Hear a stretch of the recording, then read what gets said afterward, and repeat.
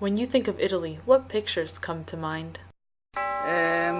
Voglio ringraziare per l'emozione, non sono, vedi, al di là dell'emotività, io non ringrazio proprio per l'emozione sia il ministro turco che le ringrazio perché non so. When you think of church, do you think of an institution?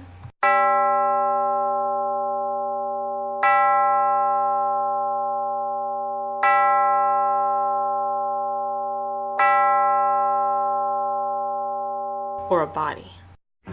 You look at the church in Acts, and the believers are passionate about God. They're improving their cities, they're influencing their circles of influence, and they are modeling Christ, and that's not done in Italy. Italy is a place that's historically Christian, but is spiritually dark. Una cosa troppo politica. Troppo politica? Cioè in Italia almeno è troppo politica. La religione può essere la risposta al bisogno dell'uomo. Il bisogno naturale dell'uomo di darsi delle risposte su qualcosa che normalmente non riesce a trovare. Secondo me la religione è quello che serve all'uomo per avere una sicurezza nell'aldilà e credo che basti vivere in coscienza con se stessi. Non credo che le religioni siano vere, quindi e personalmente credo anche che facciano un po' di danni. Io sono atea. Cioè, ho una mia religiosità, ma penso che sia mia. La Chiesa non rappresenta quello che secondo me è il senso vero della religione. Sì. Diciamo di sì. Sei cattolico? Sì, ma non sono praticante di niente, nel senso che Poi la religione è molto... il senso religioso per me è molto lontano da quella che è l'apparato religioso. People don't really think of Italy as a nation that needs to hear about the gospel because they think of it as a Christian nation.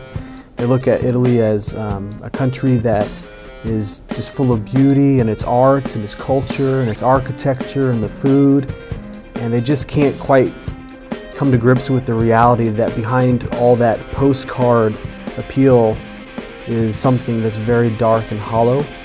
The question becomes, can this be changed? And I believe it can. The world that was once Christian is no longer, and we need to meet a need that's not being met. And what Paul did in such a short period of time, why can't we do that today? What's keeping us from doing things in a short period of time, and why are we taking so long?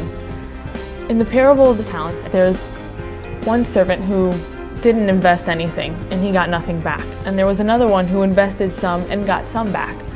But there was another servant who invested 5 talents and he got 5 talents back. And I want to be that servant. I want to be able to put everything I have into building the church and really see the church grow and see it become what God wants it to become. Jesus promised to establish His church, and I believe that He will.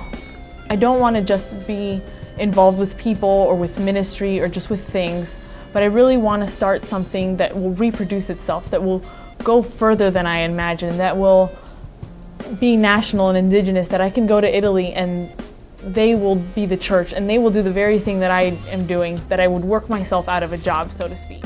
Thankfully, I'm not alone in this task. Short cycle church planning. That is, it's awesome. It is a philosophy of ministry that allows us to take what God has given to us and contribute to what He has given us in the context of a team. And I just can't overstate how important doing team the right way is to building communities of faith in a cross-cultural setting. I think Short Cycle is definitely doing it the right way. It is the next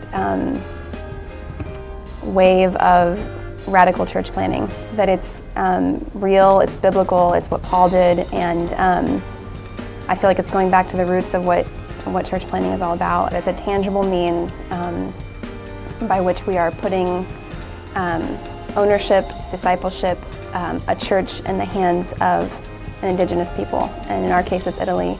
So our desire is to just see what God's doing, to go and just sow seeds and water seeds and just watch as God grows a harvest.